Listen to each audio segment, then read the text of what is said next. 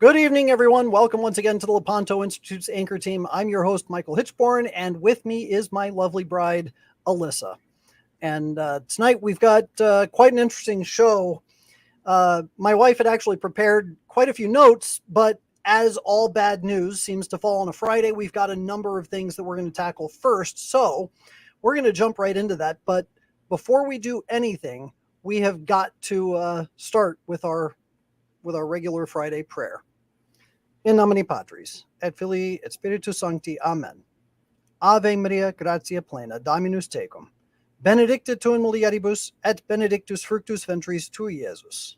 Sancta Maria Mater Dei, ora pro nobis peccatoribus, nunc et in hora mortis nostrae. Amen.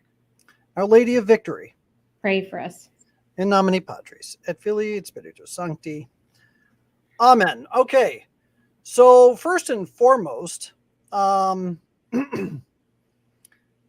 want to start with something that Father Zulsdorf posted earlier today. It's rather alarming.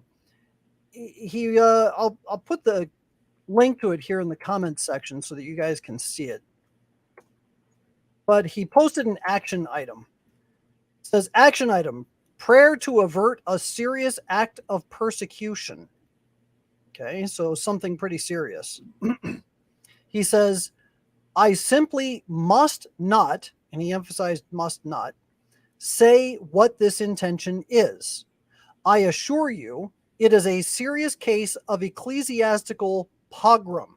Now, let's talk about that word real quick. Pogrom. A pogrom is an orchestrated plan to eliminate a certain group of people. You talk about the pogroms in Soviet Russia. You can talk about the pogroms in Nazi Germany. Pogroms were those plans that were brought into place to eliminate classifications of people. So he talks about an ecclesiastical pogrom, which is it's very concerning. He continues, news will come out soon enough. But in the meantime, trust me. He said, let's call this intention I. And he put I in quotation marks. And then he sent an update. He said, update, it's not about me, but this affects everyone. I implore you all, get down on your knees and say at least a memorare, which I advise in my Custos Traditionis invitation. If you can do this several times a day, do it. If you can do a rosary, do it. If you can offer a few days of fasting, do it. If you can spend time in front of the Blessed Sacrament, do it. If you can fortify your prayer with a good confession, do it. This is all hands on deck. So this is serious. Father Z is not known to be an alarmist. He is typically very level-headed about things, and he has a tendency to when he says something is about to happen and he's got information on it, it's not speculation. It's something that he knows for a fact is coming. So whatever this is, it's serious. My wife and I were talking earlier about what this could be, what it might mean.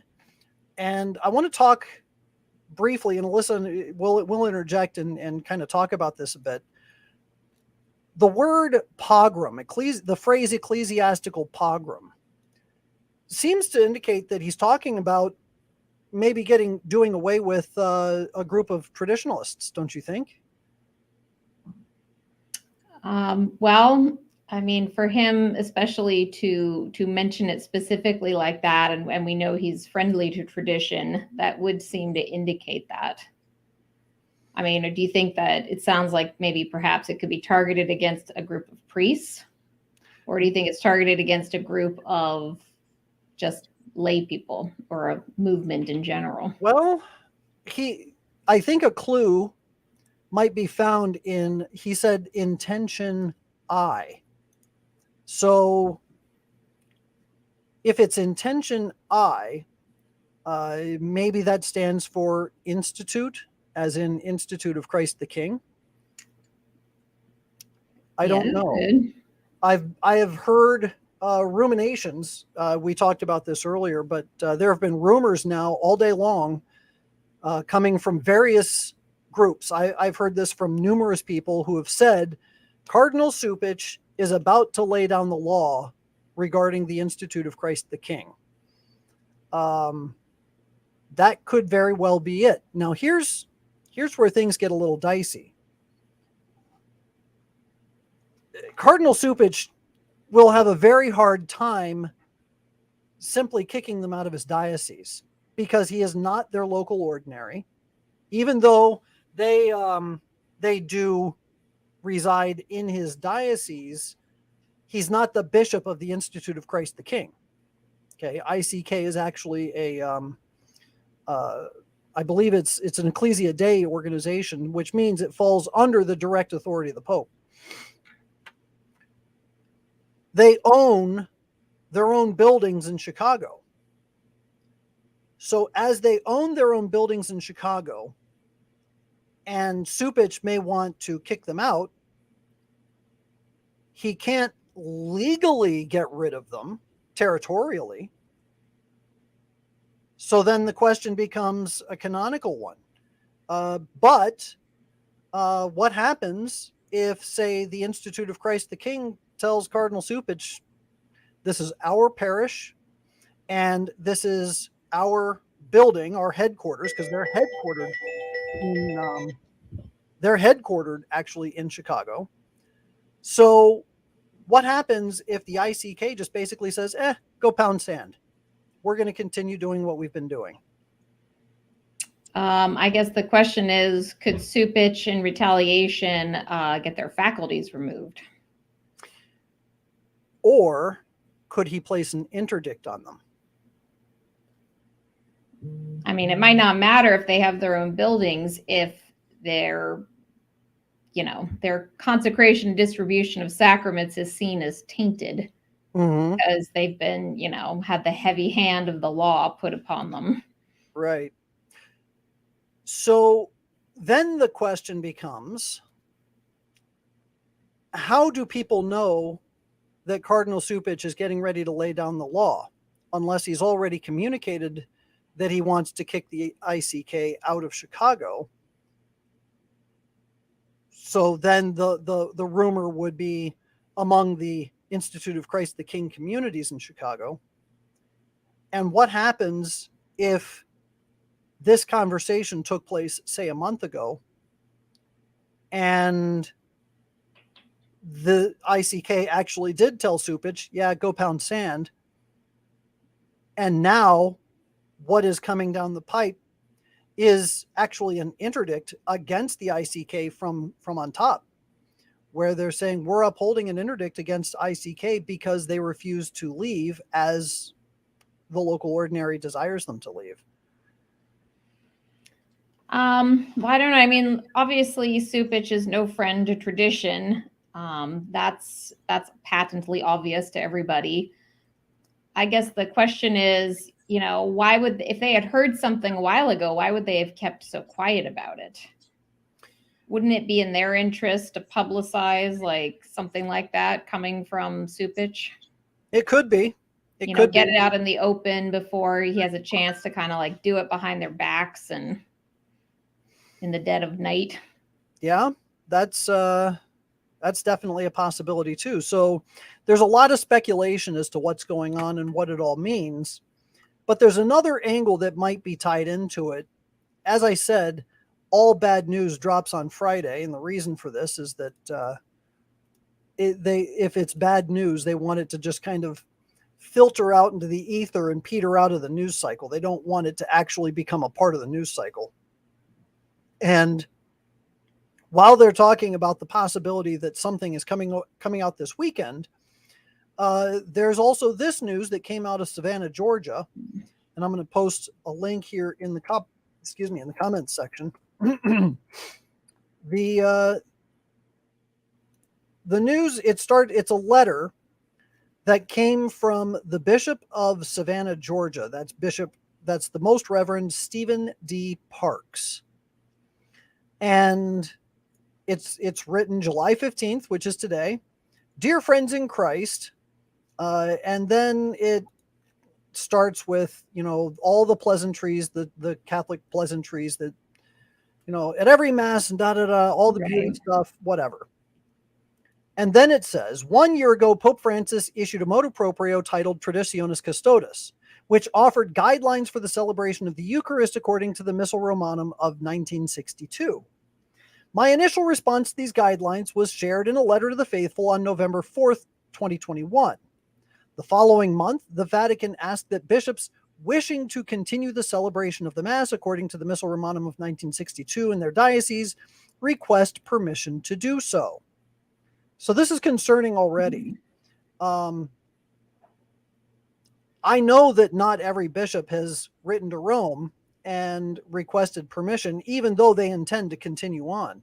And part of the reason for that is that, well, if you don't ask permission, you don't necessarily get told no.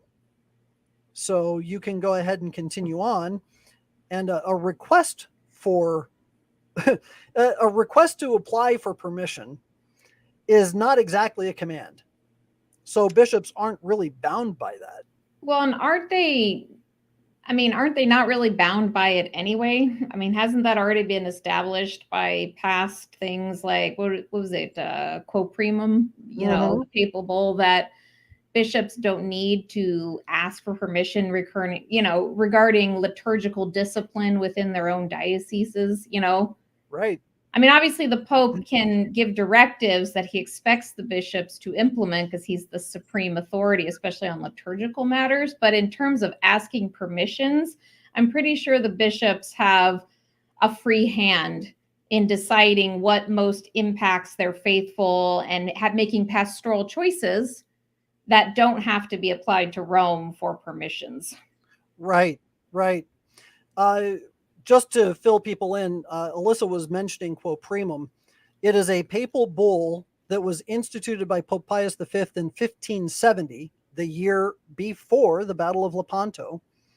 And he says this: furthermore, by these presents, this law, in virtue of our apostolic authority, we grant and concede in perpetuity that for the chanting or reading of the Mass in any church whatsoever, this missal, so in other words, he's not talking about some future iteration of the missal or some alteration of the missal. He says, this missal, the one that was promulgated that year, he says, this missal is hereafter to be followed absolutely without any scruple of conscience or fear of incurring any penalty, judgment, or censure, and may freely and lawfully be used. Nor are superiors, administrators, canons, chaplains, or any other secular priests or religious of whatever title designated obliged to celebrate the Mass otherwise than as enjoined by us. So a lot of people have mistaken what that means. They take that to mean that, well, Quo Primum is saying that, well, the Mass can never be changed. That's not what it says. It says that this Mass, this particular missal, can be said by anybody without being forced to say any other form of the Mass, regardless of the rank of the individual imposing the form of the Mass. So any priest, any bishop is free to say this Mass without permission, without any concern. So I agree with you. I think absolutely that Quo Primum does give complete and total freedom to any priest who wishes to continue to say the traditional Latin Mass without any concern at all. Well, and obviously Summorum Pontificum reiterated that as well. But I think even canon law covers the fact that a bishop he has authority within his own diocese to set matters concerning, things like discipline and pastoral care. He does not have to apply to Rome for that. Right. So if a bishop says, in my pastoral, opinion, I believe that this community of Latin Mass Catholics needs to be allowed to continue celebrating the Mass according to the Missal of 1962, that's my pastoral judgment. he doesn't have to write to Rome and say, by the way, is that okay? Like, he doesn't have to do that.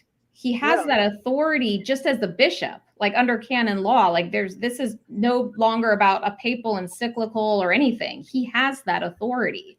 So I don't know why the bishops are writing to Rome for permission in the first place. Yeah, I have no idea. But isn't it kind of funny that on the one hand, Pope Francis is talking a big deal about we're trying to decentralize. We want a synodal church where everything's handled more locally. And, even your liturgical celebrations can be determined more locally.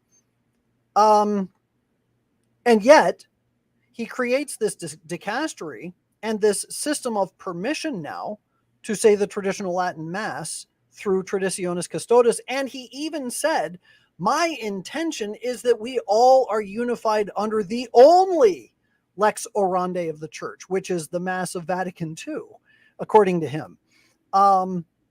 So it's kind of this weird dichotomy where on the one hand, he's saying, yeah, we want to have a more local church, decentralized, but you better get permission from me first.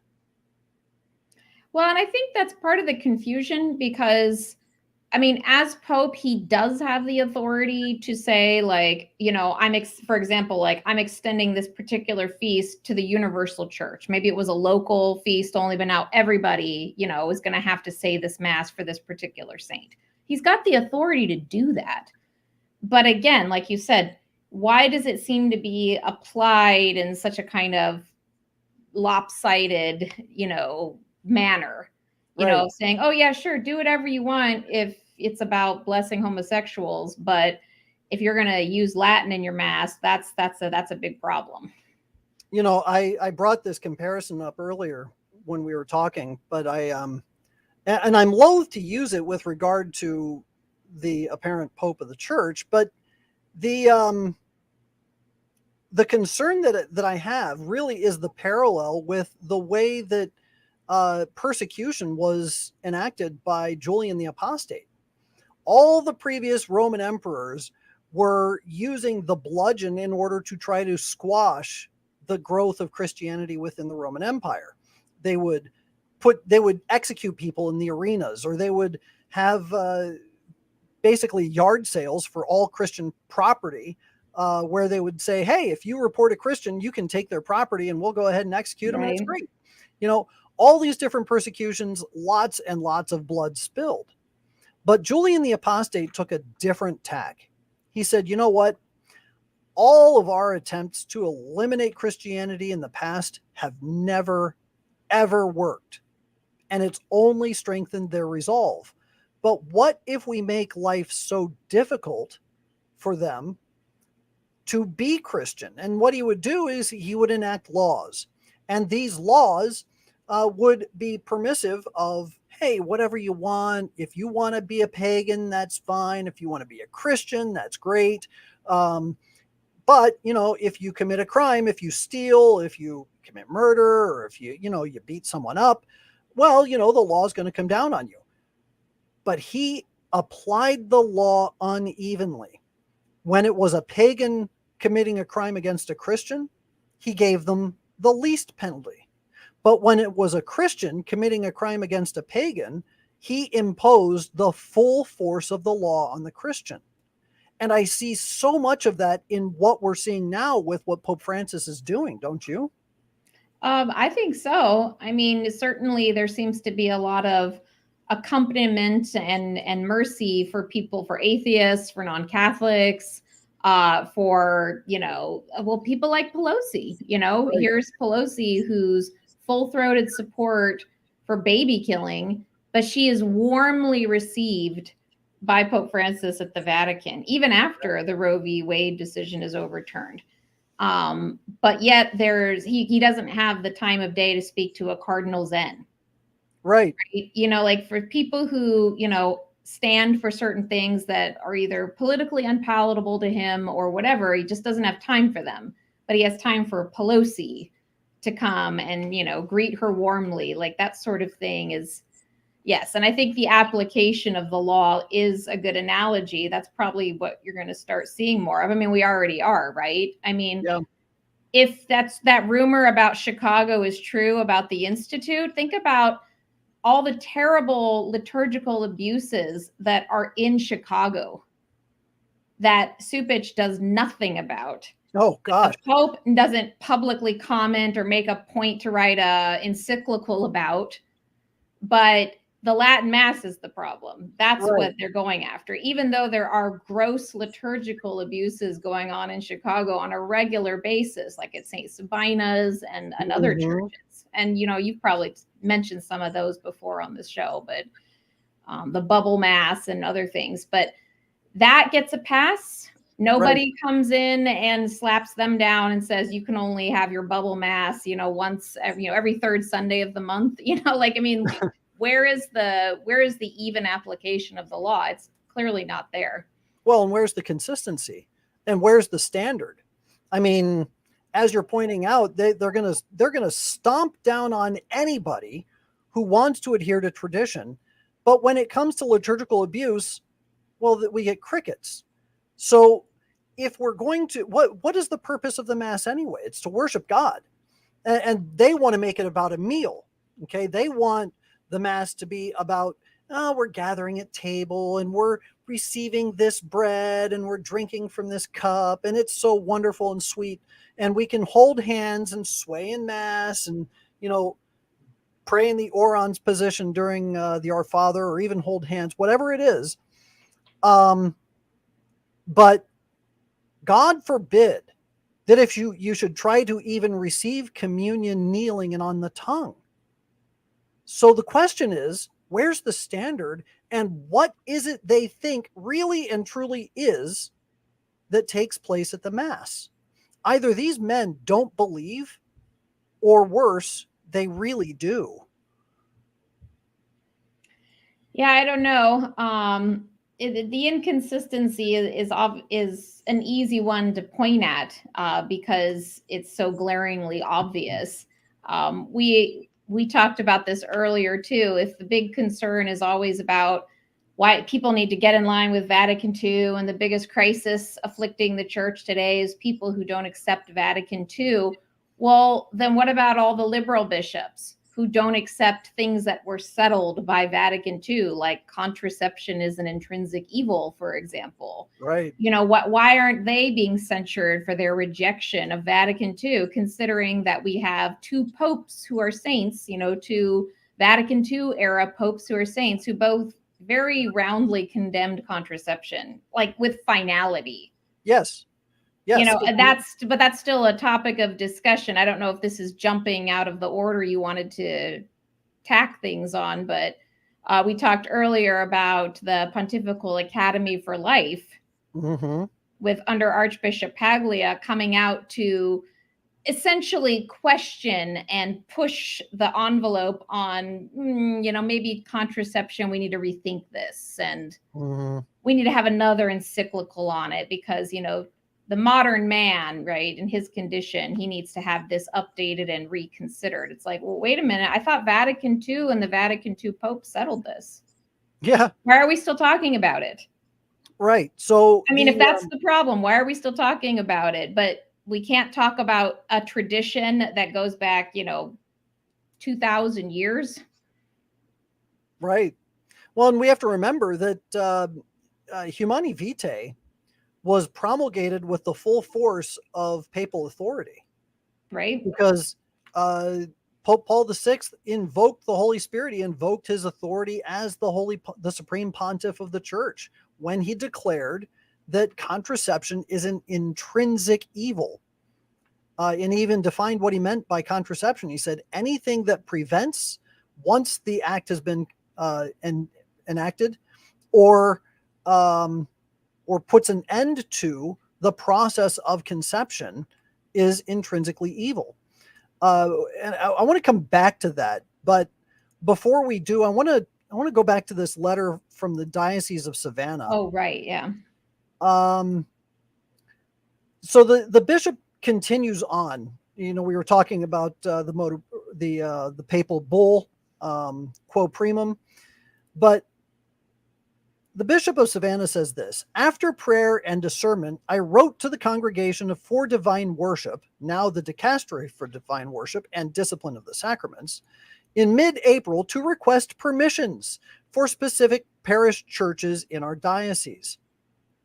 In late May, I received a response from Rome containing the following, quote, the Mass according to the Missal Romanum of 1962 may be celebrated at the Parish of Sacred Heart in Savannah on a weekly basis until May 20th, 2023. Why is there an expiration date on this permission? Goes on.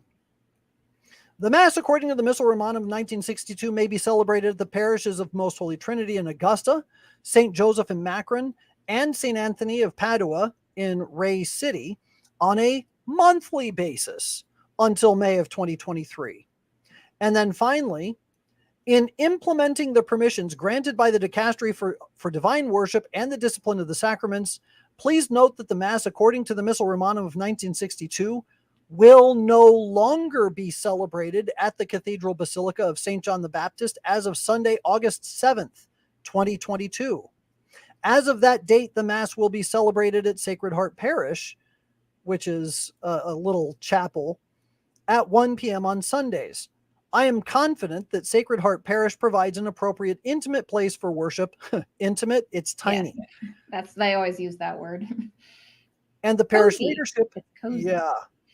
will be attentive to the pastoral needs of those who attend the 1 p.m. Mass there. So all of a sudden, it's now the redheaded stepchild, but you and I have actually been to the traditional Mass at Savannah, Georgia at the cathedral, and it was gorgeous. Yes. And it's a nice large space, for people who are attracted to that Mass, which, as we know, is a growing number of people. How are they going to all fit at one Mass in a tiny church? Right. And I mean, it was a growing community. It was one of the first to actually implement the regular traditional Latin Mass at a basilica specifically when Summorum Pontificum was actually published.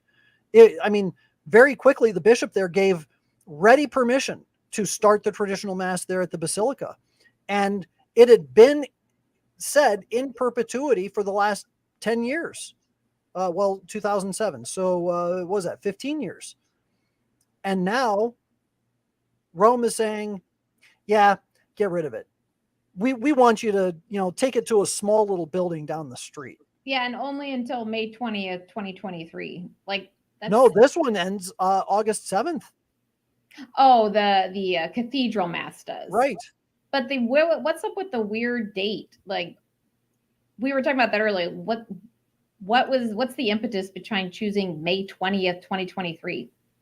I don't know. To say, that's it, guys, Latin Mass, it's out of here. It's not just going to be relegated to a tiny church. It's going to be banned, essentially. Mm-hmm.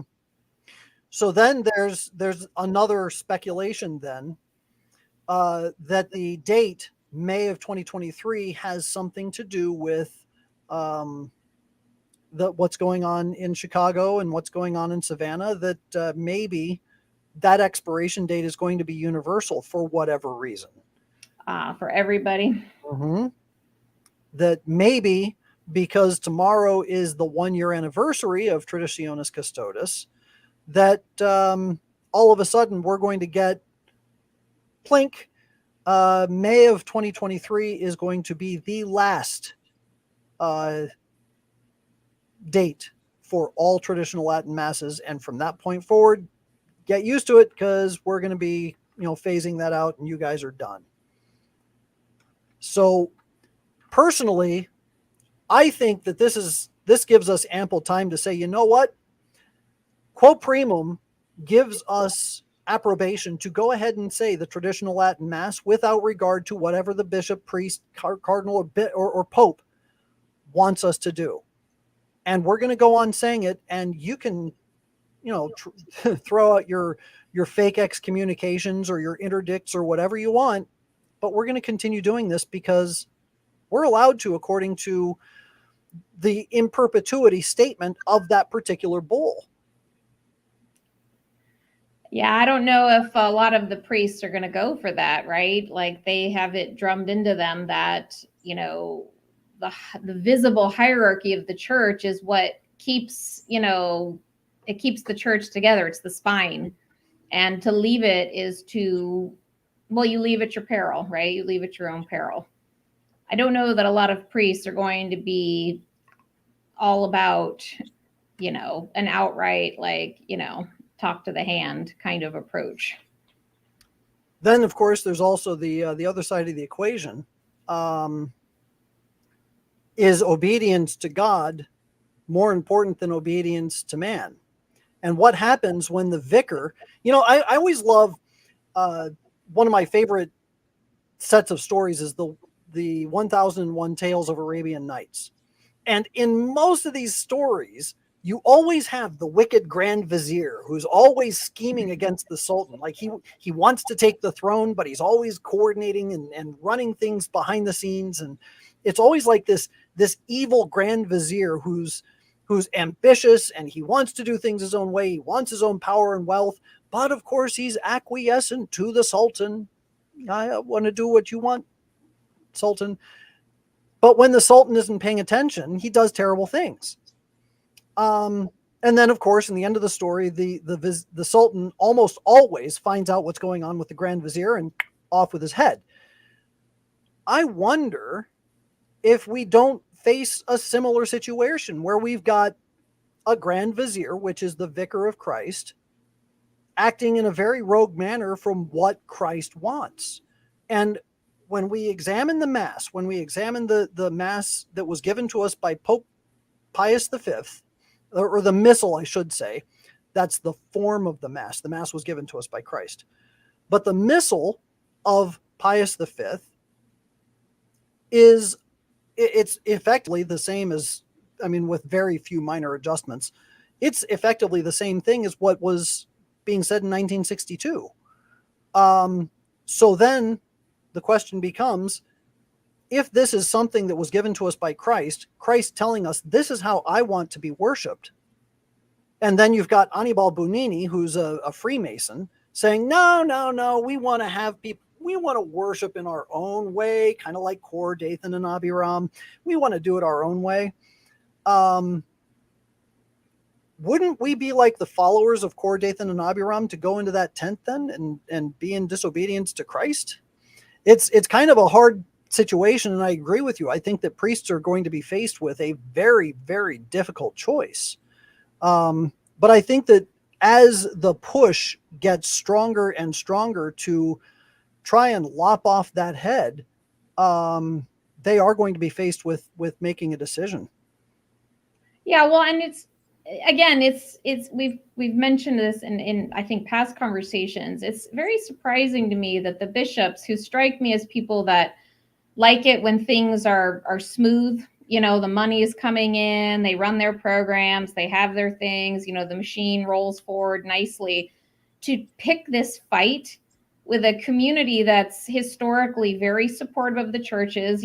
Certainly the Institute of Christ the King and the FSSP has gone in and they've rescued church buildings that were, bankrupt.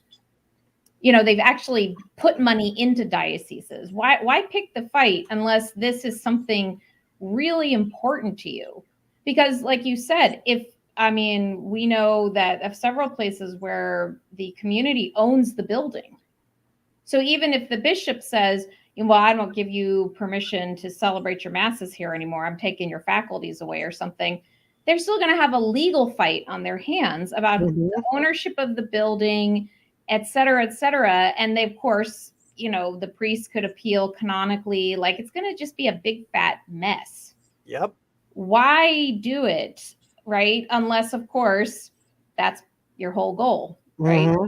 It's not about just, this is an important issue. It's like, no, you hate the Latin Mass. Like, that's what it's about. Because why would you do this to a community that's historically, minds its own business, goes to Mass, supports the church? Why come after them? That's just opening up like a lot of problems. Here's kind of an interesting way of looking at it. If priests are effectively supposed to be workers in the vineyard, and then the parishioners, the souls under their care, are the grapes that grow on the vine, then what those workers in the field are doing, they take their plow and they hoe the straight lines, they make sure the irrigation lines are good, and they prune appropriately, and then they pick the grapes when they're ripe and all that kind of stuff. They're custodians.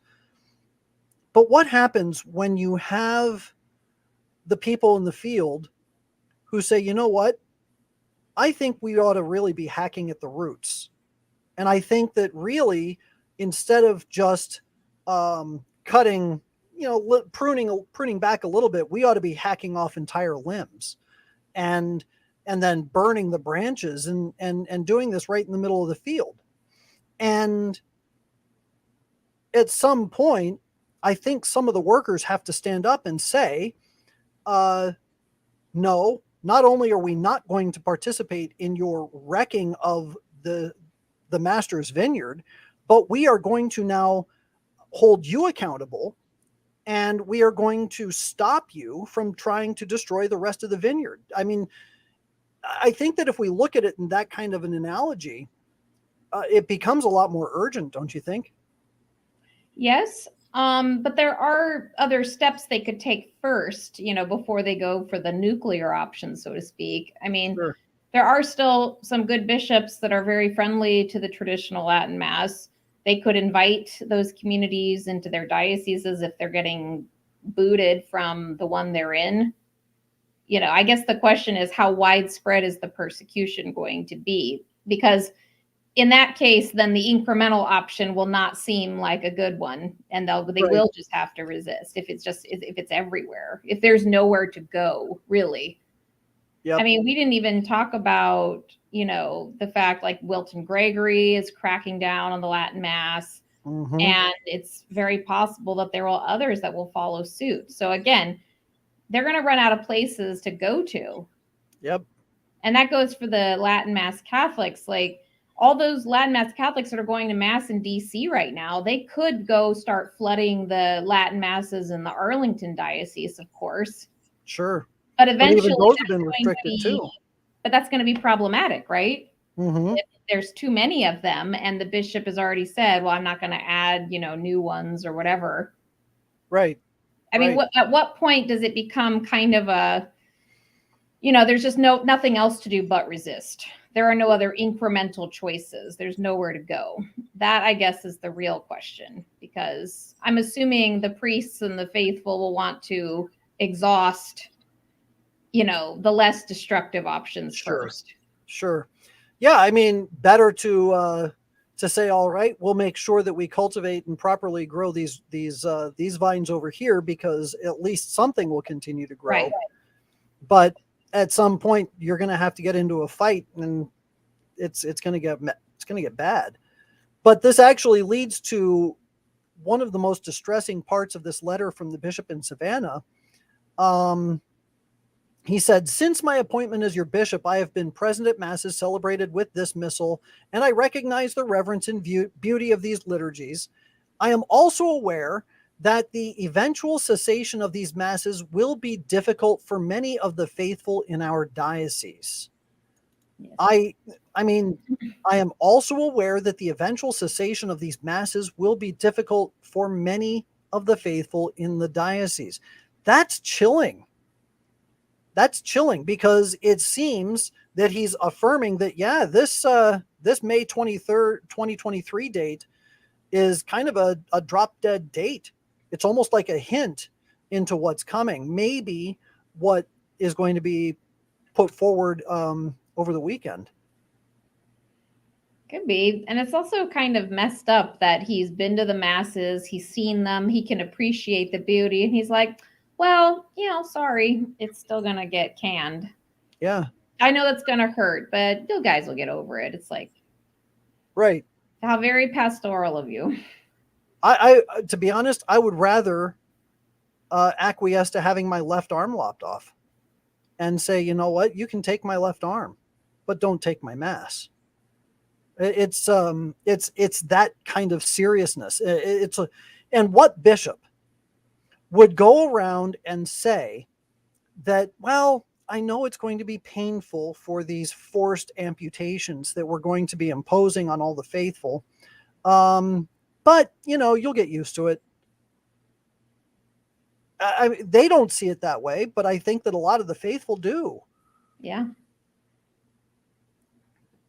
So, but this, we were talking a little bit also the decentralization versus the centralization of things going on in the church. And you brought up, as we were talking about that, the fact that it's that weird dualist approach that seems to come out of Pope Francis, where he says on the one hand to Nancy or about Nancy Pelosi, her denial of communion, he says about the bishop, well, what you did wasn't very pastoral. But then when asked in an interview about Joe Biden, he says, well, his position on abortion is incoherent. It's a very interesting use of word, because it was Eucharistic coherence, which was the focus of the last USCCB meeting, where they were talking about coherency of the Eucharist, whether one should be a pro-abortion politician should be admitted to Holy Communion or not. And for the Pope to use the word incoherent seems to imply that conversation, whether he means it or not, whether it actually came to mind or not. It's it's just kind of an interesting choice of word. But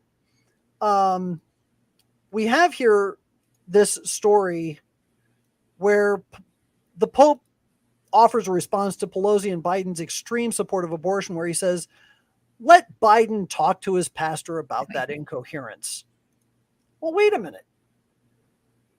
He already said that what Archbishop Cordileone had decided was what what was the word he used? Unpastoral. Yes. So what happens if Biden goes to his pastor and his pastor says, yeah, I'm not going to give you communion anymore? Well, is that suddenly unpastoral?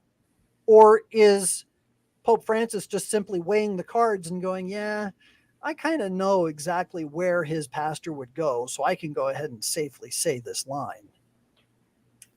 Right. I think some of it too is his choice of language. It's kind of like when he went after the death penalty, he didn't say that it was, something against church law, right? Because he can't say that. Mm-hmm. But he said he used inadmissible. Right. Which, right? What does that even mean? What does that even mean? Or it's like, how is it like believing murdering babies and you can still be a good Catholic? Yes, that is incoherent, right, on a logical level. But at the same time, it's a very clear position in the church of being in a moral, a gravely moral, publicly manifest sin. Mm-hmm. And a pastor, a shepherd, has a duty to correct, admonish, advise, teach. He's got a lot of tools in his toolbox that he could pull out and use. But instead, he punts to the, go talk to somebody else, like as if we weren't two world leaders and I'm not your supreme shepherd. Like right. I could admonish and correct you. It's no, go talk to your bishop about it, about your incoherence. Again, that word, it's like inadmissible. Like I don't want to call it, your morally bankrupt, intrinsically evil position. I want to say it's incoherent. Right. And the incoherency. So to say that Biden's position or his approach to abortion is incoherent, it's again the use of language. It doesn't really quite make a whole lot of sense, because the incoherency, if he's making an incoherent argument, that's one thing. But I think that what he's said about abortion is quite coherent. He's very clear about where he stands on it. So that if Pope Francis is saying, well, his approach to whether he's a Catholic in good standing or not, based on his support for abortion, is incoherent, okay, then he can make that argument. But what he said is, let Biden talk to his pastor about that incoherence. it's unclear what he actually means. Well, that would be typical. I mean, he just doesn't want to come right out and say he's wrong. Uh-huh. Right? He's allowing cover for the many pro-abortion Catholics in the United States. Because by not outrightly condemning Pelosi and Biden, there's plenty of them that are like, well, hey, I can contracept and abort because, hey, they're not getting censured.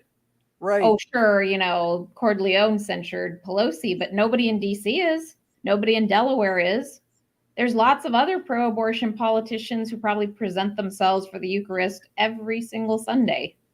Right. Without any kind of censure. So, again, I think he chose the word incoherent to try to say, hey, you're holding two contradictory positions, but also because he just didn't want to say you're flat wrong. Right. You're that's a morally evil position to take. And you should know that. Right. Yes, absolutely. Absolutely. So I have here, because I'm looking at our notes, an article that you put in the outline here. Catholic News Agency, Diocese of Green Bay issues gender identity policy consistent with biological sex. And what we have here, Diocese of Green Bay education policy on prohibiting gender pronouns and dress that do not align with the student's biological sex. The Congregation for Catholic Education in 2019 issued a sweeping denunciation of gender theory and affirmed the principles of human dignity, difference, and complementarity. It said that, quote, there is a need to affirm the metaphysical roots of sexual difference.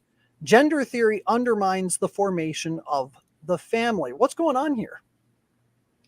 Well, I mean, I think they've been kind of forced to legally, right? It's a big, as we all know, it's a big hot topic in the public schools.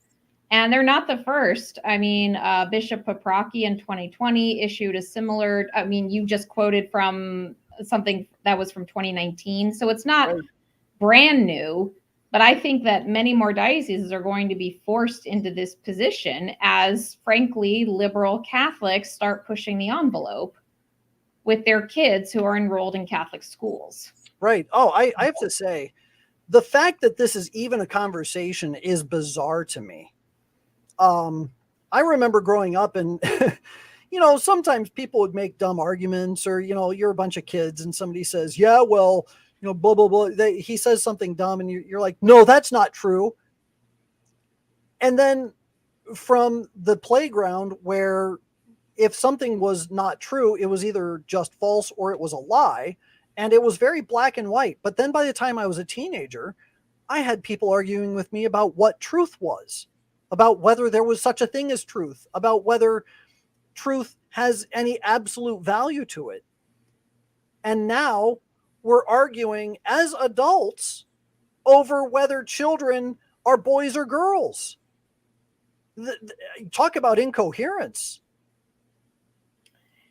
Yes, definitely. I mean, I think that the widespread kind of soft acceptance of homosexuality among, well, certainly Christian denominations, but even within the Catholic Church, I mean, there's a straight line from homosexuality to transgenderism. I mean, there just is. Yeah. Like, if you can reinvent what a marriage or a relationship is, then why can't you reinvent what your gender is?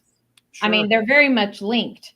And so I think it started with that acceptance of homosexuality. And, I got to say, like, you see that coming a lot from the top, don't you? I mean, like, you've got Father James Martin. He's very popular with Pope Francis and on the speaking circuit.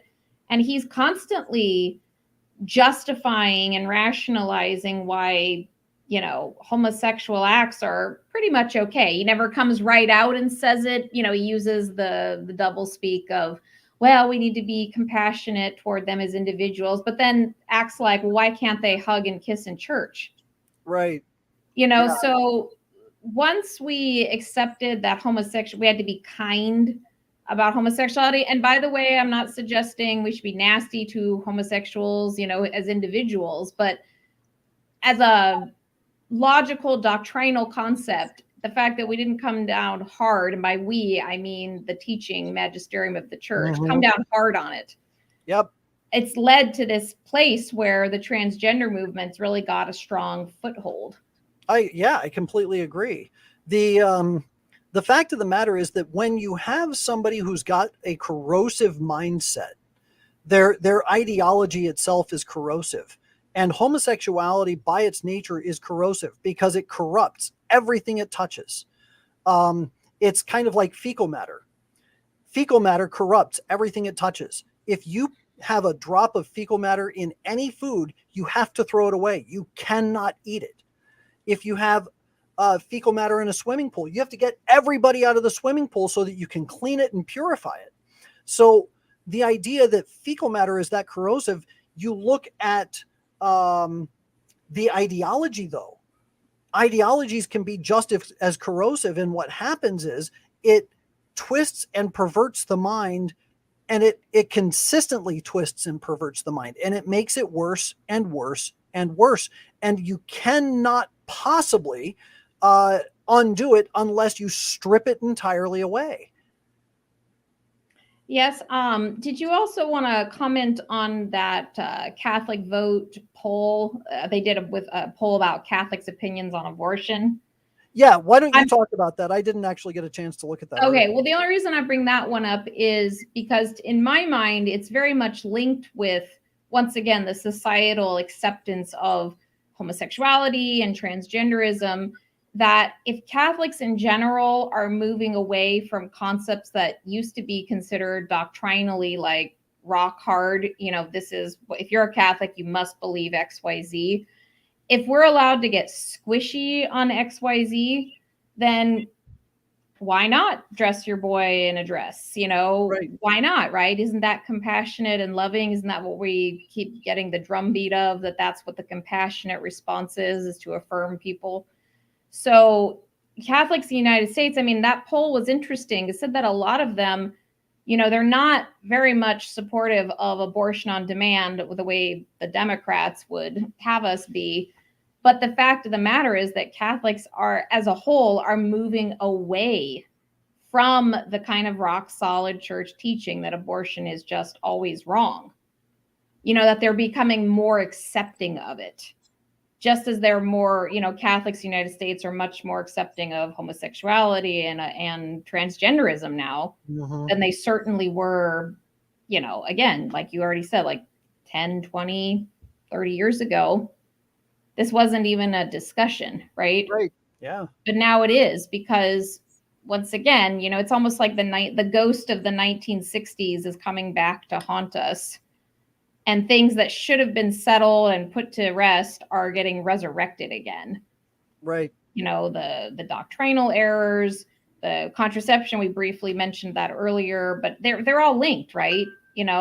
The rejection of the church's teaching authority on these matters, whether it's contraception or homosexuality, it's all linked, right? Sure. Abortion, etc. And transgenderism is just the latest iteration of that. Well, I would add actually that climate change, that the death penalty, immigration, all of that is also not just linked ideologically, like politically, but it is linked in the sense that it has a metaphysical application. For instance, the reason that the left wants to attack the death penalty is because they are attacking the very nature of hell itself. They're saying, in effect, that if the death penalty in the world is incoherent or inadmissible, or if the death penalty itself is somehow wrong, well, then an eternal death penalty would also be wrong. Because what happens is, in the real world, everything in this world is a reflection of the spiritual world. Everything. So the death penalty, I think, is a reflection of the supreme punishment of hell. I think because our Lord talks about it as eternal death. Immigration. We have the permanence of hell. And of course, you've got the Bishop Barons of the world who say, well, we can dare hope that all men are saved, and the idea that somehow hell will be empty at some point. But what does that do? It speaks to immigration. Well, suddenly we should have open borders because people from the south can come into the north. So what is coming up from the south to the north, or what is coming up from hell can go into heaven now. Open borders. So I think that all of these ideologies are wrapped into the same attack on the church. They are all these political ideologies are in some way attacking an intrinsic eternal truth of the church. And at the heart of it, we have the Pope who is adopting and embracing the world's understanding and interpretation, as opposed to what the church herself has always taught. And it's eroding the faith of the people. Oh, absolutely. You know, and as the church goes, so goes the society. Mm-hmm. So if the priests got tired of being the bad guys, right, always telling people, oh, that's wrong, don't do that. They got tired of it and started saying, well, it's okay, go ahead and do it. Well, of course, the people are going to go ahead and do it. Right. You know, and instead it's just getting worse, right? You know, whereas it used to be most people were very much against abortion, right? You know, 30 years ago, et cetera. Like now all of a sudden we're get these polls that are coming out, or it's almost like 50-50.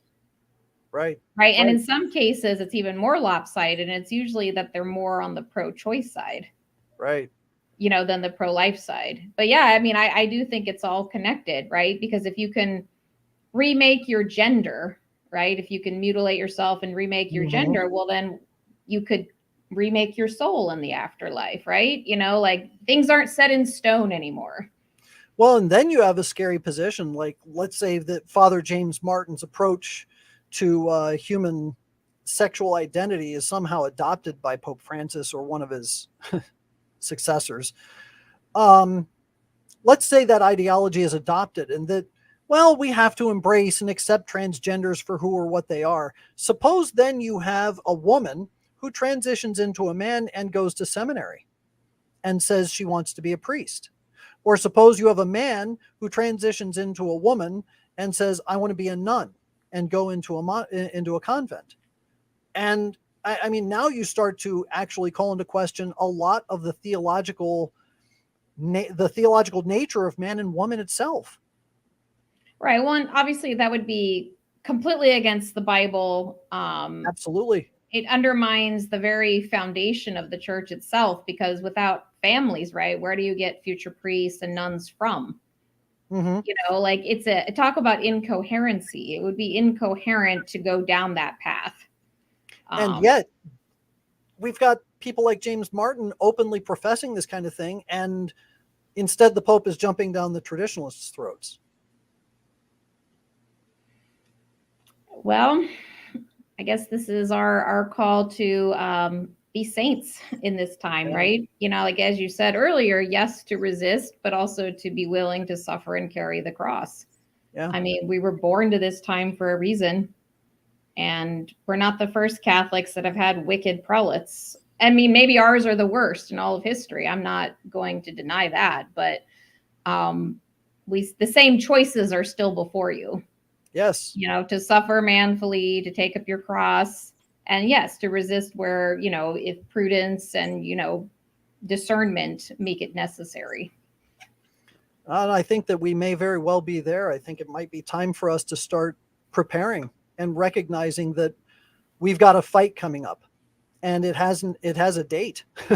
Well, and it's already here, right? I mean, you hear about these parents going to school board meetings to like fight against the pornographic literature that are in their kids' libraries, you know, and we know there's a lot of issues with public school anyway, but I mean, this is really starting to go beyond the pale. Completely. And I talked to some people who are very much in favor of those books and libraries. They don't even know what's in them. They say, oh no, it sounds so good, affirming transgender youth or something, or LGBTQ youth. And you're like, no, you don't actually know what's in that book. You know, the fight is here. You know, parents like, yeah, it's starting in the public schools, but they're not going to be satisfied to end it there. They're going to start demanding that homeschoolers, you know, be certified in certain inclusive curricula, et cetera, et cetera. I mean, the fight is here. Yep. In the culture and in the church. Right. Yep. It's here now. But I think the actual the Rumble date is set for a year from now. If that comes, We may need priests and lay faithful to stand together and say, you may want to shut down our mass, but no, just it's a bridge too far. I think that fight is definitely coming. I think it's all reflected in the other fights that you mentioned, that all those things, they're kind of like the advancing soldiers as they're making their way across the field. We've got archers trying to pick them off, but eventually it's going to come to blows. And I think that time is approaching. Well, especially if the Pope's response to both Pelosi and Biden is the kind of weak response that it was. Mm-hmm. Oh, talk to your pastor like I'm not your pastor, or right. Let's have a warm photo op, with our secret handshake. Like that. If that's your response, then what is the Pope's response going to be when it comes down to things like transgenderism in Catholic schools? Yep. Yes, it's good that the Diocese of Green Bay and several others have already come out with policies in place. But right. You better believe there's going to be lawsuits in the future. Not just lawsuits, but let's remember those bishops are movable. They're movable. That's right. Another one could come in and say he's just trying to, practice Catholic social teaching, right? On compassion and reaffirming the dignity of every human person. Right. Letting them, you know what I mean? That kind of thing could be coming. So the fight is here. Yeah. Yeah. Lots to look forward to, folks, or to prepare for anyway. So that's what we've got for this evening. We're going to be, let's see, what's next week? Next week is July 22nd. So we should be able to meet at our regular time. I don't think I have anything nothing on my travel schedule anyway. So we're in the clear for now. So we're going to go ahead and close with our prayer, and we will see you all next week. In nomine Patris, et Filii et Spiritus Sancti. Amen. Ave Maria, gratia plena, Dominus tecum. Benedicta tu in mulieribus, et benedictus fructus ventris tui, Iesus. Sancta Maria, Mater Dei, ora pro nobis peccatoribus, nunc et in hora mortis nostrae. Amen. Our Lady of Victory. Pray for us. In nomine Patris, et Filii et Spiritus Sancti. Amen. All right, everybody. God bless you. Have a great weekend, and we'll see you all next week.